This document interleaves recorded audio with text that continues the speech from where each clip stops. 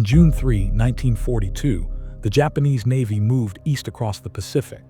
4 carriers, Akagi, Kaga, Soryu, and Huryu, led the largest armada Japan had ever assembled. Their mission was simple: destroy the remaining American carriers and take Midway Atoll, a small U.S. base about 1,300 miles northwest of Honolulu. Once captured, Midway would become Japan's forward base for striking Hawaii itself. The plan was built on overconfidence. Just 6 months earlier, Japanese planes had bombed Pearl Harbor. Since then, their forces had taken Singapore, the Philippines, and much of the Pacific. Their navy had not lost a single carrier. Admiral Isoroku Yamamoto, the mastermind of Pearl Harbor, believed another decisive victory would end the war before the United States could rebuild. But what the Japanese didn't know was that American codebreakers had cracked their naval ciphers. U.S. intelligence under Commander Joseph Rochefort had confirmed that AF, the coded target, meant Midway. Admiral Chester Nimitz, commander of the Pacific Fleet, quietly prepared an ambush. As the Japanese fleet closed in, 3 American carriers, Enterprise, Hornet, and Yorktown, were already waiting northeast of Midway. Pilots trained, aircraft armed, and scouts watched the horizon. Everyone knew the next few days would decide the fate of the Pacific. At 4:30 a.m. on June 4, Admiral Chuichi Nagumo ordered his first wave into the air. Over 100 bombers and fighters lifted from the decks of the 4 carriers, engines roaring in the pre-dawn dark. Their target, the airfield and defenses on Midway.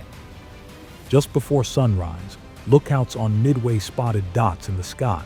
Alarms sounded, and Marines rushed to their positions. Anti-aircraft guns opened fire as Japanese planes dove through clouds, releasing bombs across the atoll.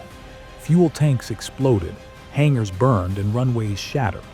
The small Marine Air Force scrambled to fight back but was hopelessly outnumbered. Of the 26 fighters that rose to meet the enemy, most were shot down within minutes. By 7:00 a.m., the attack was over. Midway was burning, but it was not destroyed. The airfield still functioned, and some American bombers managed to take off.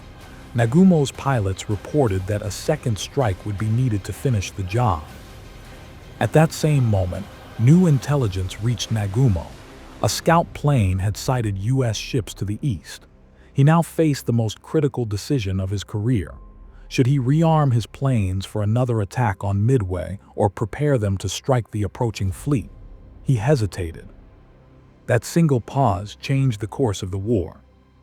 While Midway burned, the American carriers moved into position. Enterprise and Hornet under Admiral Raymond Spruance and Yorktown under Admiral Frank Jack Fletcher were operating northeast of the island. Their task was to strike first, before the Japanese could locate them. Radar on Midway picked up the Japanese fleet. Scout planes took off to track its course, sending back coordinates through static-filled radio messages. The reports were scattered and confusing, but one thing was clear: the enemy's carriers were within range.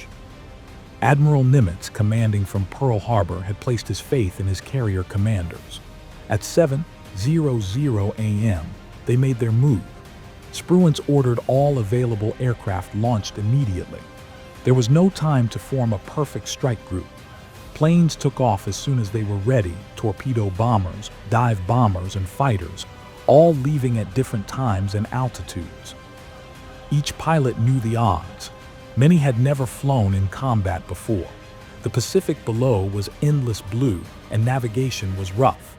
Yet they went anyway. By mid-morning, dozens of American aircraft were searching for the Japanese carriers somewhere over hundreds of miles of open ocean. The first major naval air battle in history, where ships would never see each other directly, was underway. Around 9:30 a.m., the first American squadrons made contact. They were torpedo bombers, slow, underarmed aircraft from Hornet and Enterprise. Without fighter escort and flying barely above the water, they approached the Japanese fleet in tight formations. The Japanese combat air patrol, dozens of Zero fighters, saw them coming. What followed was slaughter. The torpedo planes pressed forward through walls of fire. Most were destroyed before getting close enough to release their weapons. Of the 41 planes from Torpedo Squadrons 3, 6, and 8, only 6 survived. Lieutenant Commander John Waldron of Torpedo 8 was among the first to fall. He led his men in a straight attack against the enemy flagship at Kagi, despite knowing they wouldn't make it back. Not one of his planes scored a hit, but their courage changed everything. The low-level attack forced the Japanese fleet to maneuver wildly, turning at high speed to avoid torpedoes. Their Zeros stayed low to defend against the next wave. It was at that moment, with the decks full of refueling aircraft and the fighters pulled down to sea level, that another group arrived, unseen and unopposed. The torpedo squadrons had died for minutes that would decide the Pacific War. At 10:20 a.m., while the Japanese fleet was still evading torpedoes, American dive bombers from Enterprise and Yorktown arrived high above the clouds. They had been searching for hours, running low on fuel, nearly ready to turn back. Then, through a gap in the clouds, they saw it, the entire Japanese carrier group below, spread out and exposed. Luck, timing, and sacrifice had brought them there at the perfect moment. On the decks of Akagi, Kaga, and Soryu, Japanese crews were refueling planes for another strike. Bombs and torpedoes were laid out across the flight decks, fuel lines stretched everywhere. The ships were powerful but vulnerable. The American commander, Lieutenant Commander Wade McCluskey, gave the order to dive. Dozens of bombers peeled from the sky one after another, screaming down almost vertically. In seconds, the calm sea turned into chaos. 3 carriers were hit within minutes. Kaga took multiple direct hits, igniting fires that raced across her deck. Akagi, struck by a single bomb near her bridge, erupted in explosions as her fuel stores ignited. Soryu was hit 3 times. Flames shot hundreds of feet into the air. By 10:25, 3 of Japan's 4 carriers were burning uncontrollably. Pilots and deck crews jumped into the sea. Ammunition exploded below deck. The air was filled with black smoke and the roar of detonations. The Japanese had been masters of carrier warfare for 6 months. Now, in less than 10 minutes, their core strength was gone. Only one carrier, Huryu, remained operational. Admiral Nagumo still had one card left, Huryu. Her flight decks were untouched, her pilots determined to strike back. Within an hour, her first counterattack was launched. At 11:30 a.m., Japanese dive bombers spotted the U.S. carrier Yorktown. They descended through clouds and hit their target with deadly accuracy. 2 bombs tore through the deck, setting fires that quickly spread. Smoke poured from the ship and she lost power. The crew fought the flames for hours and somehow kept her afloat. But the Japanese weren't done. Huryu sent a second wave, this time with torpedo planes.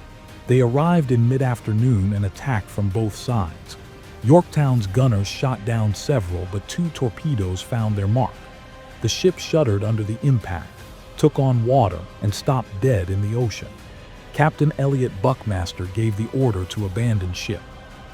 For the men of Yorktown, it was a hard blow, but the sacrifice bought time. While Huryu's planes were away attacking, American scouts found her position. At 5:00 p.m., dive bombers from Enterprise and Hornet located Huryu. She was preparing another strike, her decks crowded with aircraft being refueled and rearmed. The same mistake the other carriers had made that morning. The Americans dove from 14,000 feet. 4 bombs hit Huryu, setting her ablaze. By sunset, all 4 Japanese carriers were burning wrecks.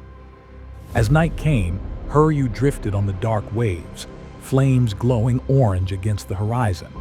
Her crew fought to save her, but by midnight it was hopeless. The order was given to abandon ship. Officers opened the sea valves to scuttle the carrier. At dawn on June 5, the ship slipped beneath the surface, taking hundreds of men with her. The pride of Japan's carrier fleet was gone. For Admiral Yamamoto, still hundreds of miles to the west with the main body of the Japanese fleet, the news was devastating. The entire attack force he had trusted to win the Pacific had been destroyed. He called for retreat. The invasion of Midway was canceled. The Japanese had entered the battle with 4 carriers. They left with none. For the Americans, the victory came at a high cost. Yorktown was later sunk by a Japanese submarine while under tow, and many airmen never returned. But the outcome was clear. The balance of power in the Pacific had shifted permanently. Before Midway, Japan had dictated the war. After Midway, it would fight to hold what it already had. The ocean after the battle was quiet, but it was not peaceful. Wreckage drifted for miles. Oil burned on the surface. Survivors clung to debris in the dark, listening to the distant hum of engines fatting away. On the American side, exhausted crews slept beside their guns. Pilots who had flown 2 or 3 missions that day sat in silence, too tired to celebrate. They didn't yet know they had won one of the most decisive battles in naval history. At Midway itself, fires still burned from the morning attack. Marines searched the ruins for the wounded. Doctors treated burns and shrapnel injuries in makeshift hospitals. The small atoll had survived barely, but it had done its part. Admiral Spruance ordered his ships to regroup and withdraw east. He didn't know whether Japan had other carriers nearby. His decision to play it safe saved countless lives. The U.S. fleet returned to Pearl Harbor battered but victorious. For Japan, the night was one of shock and disbelief. The loss of 4 carriers, more than 250 aircraft, and over 3,000 men was a disaster too large to hide. The crews who returned home knew the empire's momentum was broken. The Pacific was vast and the war was far from over, but the tide had turned. The Japanese Navy, once unstoppable, had met an enemy that learned quickly and struck back harder than expected. On the morning of June 6, 1942, the Pacific was still filled with smoke and drifting wreckage. The sea around Midway carried the remains of 2 navies, twisted steel, burned life rafts, and the bodies of men who had fought for hours in the air and on the water. American search planes flew over the battlefield, spotting oil slicks that stretched for miles. Some Japanese sailors still clung to debris, waving weakly for help. A few were rescued, most were not. Orders were strict, no risks were to be taken with submarines still nearby. The U.S. carriers turned east toward Pearl Harbor. On deck, crews worked non-stop repairing damage and counting losses. Yorktown had gone down 2 days earlier, torpedoed while under tow, taking more than 140 men with her. Still, the victory was overwhelming. 4 enemy carriers had been destroyed, and with them, the heart of Japan's naval air power. At Midway Atoll, the Marines and construction crews began immediate repairs.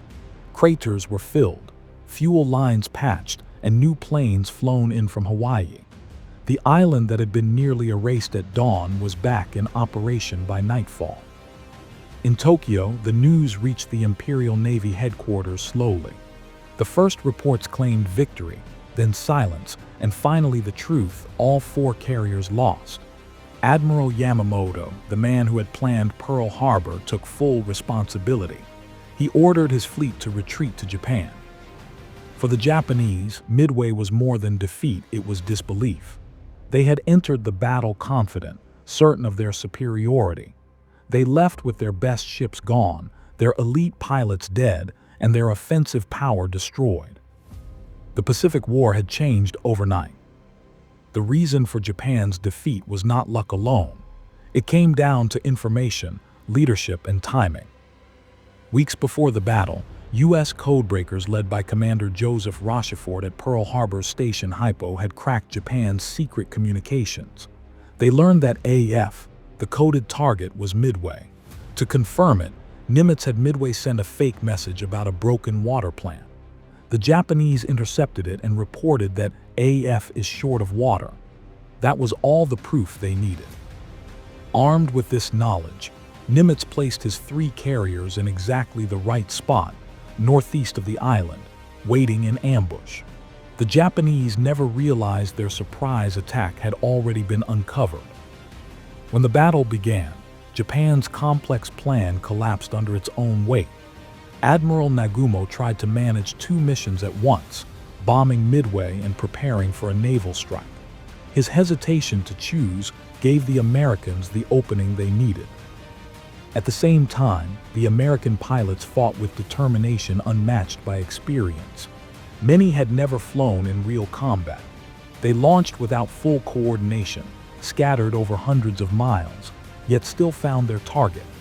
Their torpedo squadrons were nearly wiped out, but their sacrifice drew the Japanese defenses low, clearing the sky for the dive bombers. Every success at Midway came from a chain of small, brave acts. A scout plane spotting smoke on the horizon, a commander deciding to dive a few minutes longer, a gunner refusing to give up.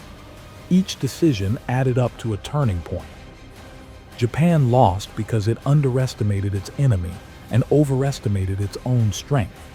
The United States won because it learned fast from Pearl Harbor, from the Coral Sea, from every mistake made before. Midway proved that intelligence, timing, and discipline could change the course of a war faster than any bomb. The Battle of Midway lasted only a few days, but its impact lasted for the rest of the war. Before it, Japan had been advancing across the Pacific almost without opposition. After it, Japan would never again launch a major offensive. The momentum shifted permanently to the United States. In total, Japan lost 4 carriers, Akagi, Kaga, Soryu, and Huryu, along with more than 3,000 men and hundreds of irreplaceable pilots. These were the same veterans who had attacked Pearl Harbor and fought across the Pacific. Their loss crippled Japan's ability to fight carrier battles. The United States lost 1 carrier, Yorktown, and about 300 men. But America's shipyards could replace a carrier in months. Japan's could not. From that point forward, the balance of production, training, and technology favored the U.S. In the months after Midway, the U.S. began pushing west Guadalcanal, the Solomon Islands, the Philippines. Step by step, island by island, the Allies moved closer to Japan. The Pacific War became a long grind, but its outcome was no longer in doubt. For the men who fought at Midway, the victory came at a price. Many of the pilots who survived the battle were killed later in the war. Few lived to see its end, but they knew they had changed history. Today, historians still call Midway the turning point of the Pacific War. It was the moment when Japan's expansion stopped and America's advance began. The lessons of the battle go beyond tactics. Midway showed that wars are not won by size or arrogance, but by clarity, speed, and courage under pressure. It showed how intelligence and leadership can outweigh superior numbers. On that vast stretch of ocean, 4 Japanese carriers sank beneath the waves, and with them, the Empire's dream of dominance. 6 months earlier, the same Navy had attacked Pearl Harbor with total confidence. At Midway, that confidence met its limit. The Pacific was too large for one empire to hold. And when the smoke cleared, it belonged to whoever could endure.